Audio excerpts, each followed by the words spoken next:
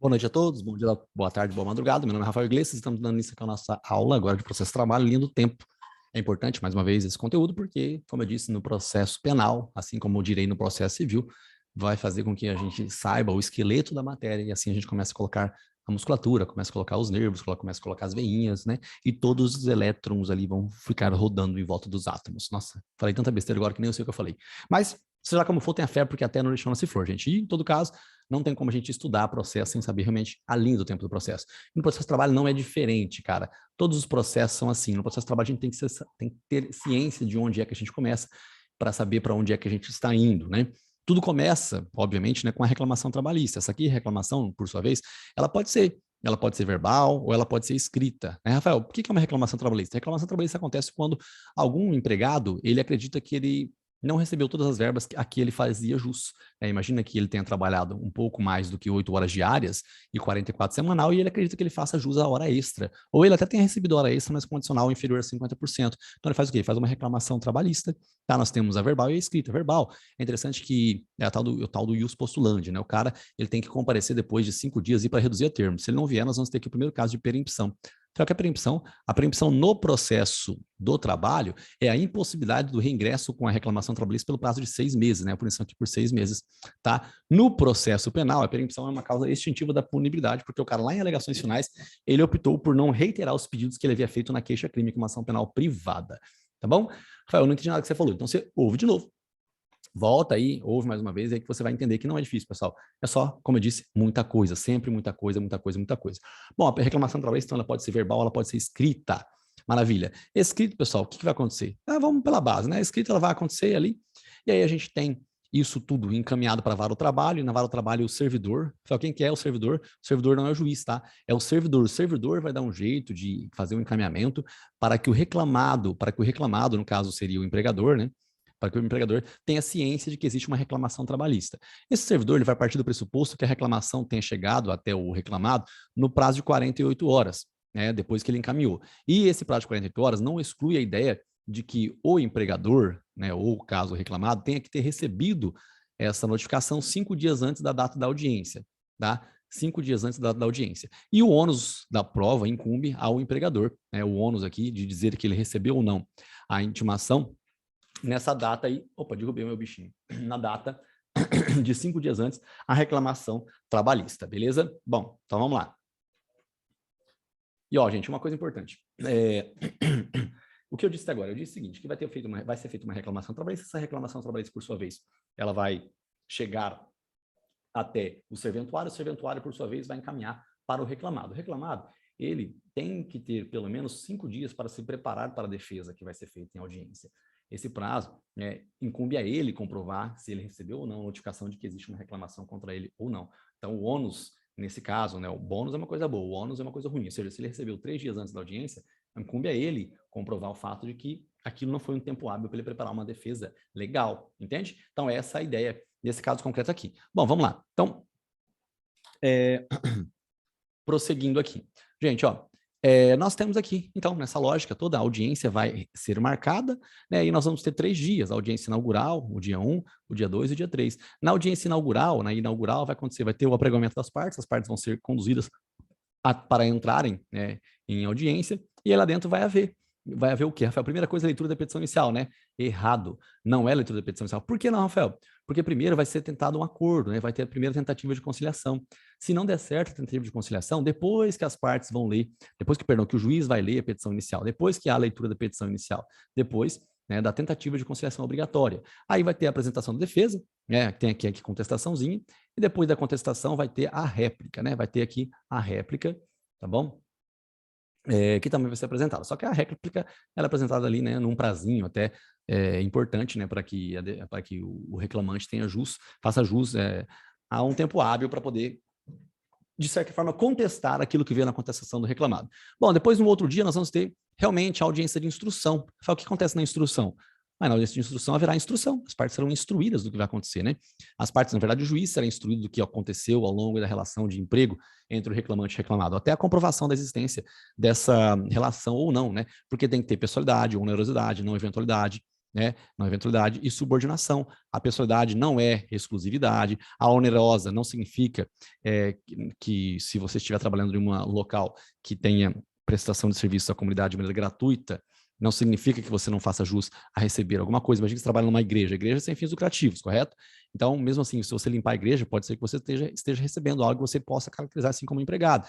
Não eventual, o segurança de uma boate trabalha a cada 15 dias, pode ser? Pode ser. Professor que dá uma aula por semana apenas? Pode ser. Salvo, né, a doméstica, que a doméstica, se trabalhar menos de 3 dias, no caso, 2 dias, ela vai ser uma diarista, e, consequentemente, não dá vínculo de emprego. E aqui a subordinação. Subordinação não é técnica, nem financeira, é uma subordinação jurídica. Lembrando que o Romário, ele tinha mais dinheiro do que o Flamengo e o Fluminense junto. Então, ele que pagava o salário dessa galera aí, os jogadores do Flamengo e do Fluminense, isso muitos anos atrás. Tá? Então, aqui nós temos a audiência, né, que está acontecendo. Primeiro dia, inaugural, segundo dia de instrução, terceiro dia é a parte da sentença. O que acontece aqui no dia da audiência de instrução? Nós vamos ter o depoimento do autor do réu, testemunhos do autor do réu e peritos, né, do autor do réu. No caso que perito, você pode pensar que é o assistente técnico, tá bom?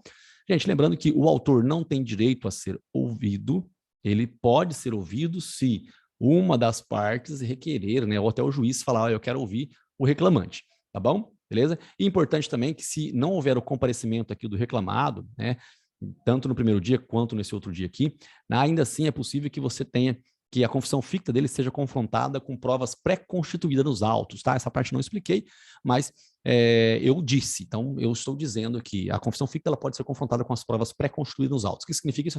Significa que se eventualmente ele trouxe alguma documentação que vai confrontar o requerimento, né, o pleito feito pelo reclamante para justificar a necessidade de fazer jus às horas extras, tá? Se ele trouxe isso à baila, né, anteriormente, mesmo ele faltando audiência de instrução, ele vai fazer jus, sim, né, a esse confronto, esse confronto, mesmo ele não comparecendo. Então, não é muito uma confissão absoluta, né? O cara não comparece, mas ele tem direito ainda assim, daquilo que ele trouxe, lutar de ajudá-lo ainda assim, né? Bom, depois que tem depoimento do autor do réu, testemunho do autor do réu, período do autor do réu, aí você também ainda tem, como é que eu posso dizer? O momento, né, das alegações finais, né? Uma forma de alegações finais aqui, que as partes vão dizer o que elas acreditam depois que tudo for instruído, e aí depois, de novo, você vai ter, né, uma tentativa de conciliação ali. Né? Às vezes, realmente, não tem mais o que fazer, né, aí tentativa de conciliação, mas a conciliação ela pode ser feita em qualquer tempo e grau de jurisdição, pessoal, tá? Em qualquer tempo e grau. Então, imagina, mesmo na fase de execução é possível conciliação? Sim. Mesmo na fase de execução é possível mesmo na fase de execução é possível, mesmo na fase de execução, é possível a tentativa de conciliação. Tá, isso aqui acontece no juiz aqui, né, o juiz de primeira instância. Então, o juiz, ele pega e se manifestou sobre tudo isso, aí se você não gostou, você vai recorrer para o TRT, se você não gostou, você recorre para o TST. Como é que fica isso aqui, Fel? Como é que fica esses recursos, né? É assim, ó, bem interessante, bem simples, bem fácil, como tudo em língua portuguesa, juiz do trabalho, né, TRT, TST, tá? E aí, o que você tem aqui? Do juiz do trabalho para o TRT, você faz um recurso ordinário. Do TRT para o TST, você faz o quê? Um recurso de revista. E no próprio TST, se eventualmente você perder, você vai fazer lá dentro o embargos infringentes. Certo? Embargos infringentes. Pode ser de divergência ou os embargos infringentes aqui. Tá? Quando o seu recurso não sobe, você vai fazer o quê? Um agravo de instrumento, negocia-segmento, agravo de instrumento. O prazo de todos os recursos, o prazo de todos eles é de 8 dias. Tá bom? Prazo de 8 dias. Rafael, e recurso extraordinário? Prazo é de 15, mas não é um recurso do processo de trabalho, é um recurso, né, constitucional, é um recurso extraordinário. Tá bom? Então, aí, essa lógica, essa estrutura é importante a gente entender. Então, todos os recursos, né, o prazo de 8 dias, inclusive as suas respectivas contrarrazões. Então, você tem recurso ordinário, agravo de instrumento, recurso de revista, agravo de instrumento, embargos infringentes. Se não for acolhido, né, pelos pressupostos de admissibilidade, por exemplo, um dos pressupostos de admissibilidade que nós temos, um dos pressupostos é justamente a tempestividade. Então, vamos supor que você alegue ali, tem um pernilongo voando aqui, você alega ali algum pleito, né, no recurso ordinário. E eles dizem que você fez no dia errado, era para você ter feito no dia 27 de abril, você fez no dia 28, mas você fez no dia 28 porque no dia 27 era, como é que eu posso dizer? Era feriado, aí você comprova que era feriado, mas você tem que dizer que é feriado realmente, e aí alguém não entendeu isso aí, não permite que o seu recurso suba, que o recurso ordinário seja analisado por uma outra instância. No processo civil, não tem juízo de admissibilidade feito pelo juiz de primeira instância, a apelação sobe direto. Aqui não é apelação, aqui é recurso ordinário. O recurso ordinário ele não sobe. Tá, o recurso ordinário, vem aqui mostrar a tua cara. O recurso ordinário ele não sobe. tá? Aí você precisa fazer o quê? Um agravo de instrumento. A função do agravo de instrumento do processo de trabalho é levar o recurso de baixo para cima, diferentemente do que acontece lá no processo civil. No processo civil, o agravo de instrumento ataca decisões interlocutórias. No processo de trabalho, isso não acontece. As decisões interlocutórias, elas são irrecorríveis de imediato. Não significa que elas não sejam recorríveis, mas elas são irrecorríveis de imediato, tá bom? Bom, vamos lá. Vamos lá, então, aqui, pessoal, nessa estrutura lógica, a gente tem esses negocinhos aqui, né? Eu fiz um comentário a respeito disso daí. Temos mais recursos, né? Você tem a fase de execução, que ela pode se dar de início aqui, você vai ter na fase de execução. Você tem ela por cálculo, por arbitramento, né? Ou por artigos, né? E isso acontece com o quê? Isso acontece no início da fase de execução.